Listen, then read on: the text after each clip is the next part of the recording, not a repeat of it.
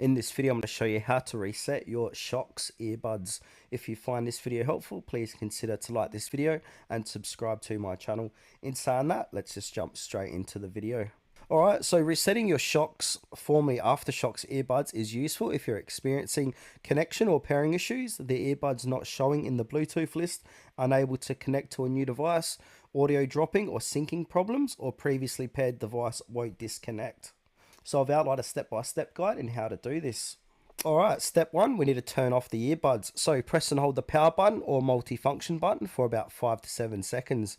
Wait until the LED light turns off or you hear power off. Step 2, we need to enter pairing mode. So press and hold the volume button or power button for 5 to 7 seconds. Release when the LED starts flashing red and blue and or you hear pairing. Step 3, perform the reset. So while in pairing mode, press and hold all 3 buttons at once. So volume plus, volume down, multifunction power button, hold them together for about 3 to 5 seconds. You should hear a beep sound or the LEDs will flash quickly. This confirms the reset.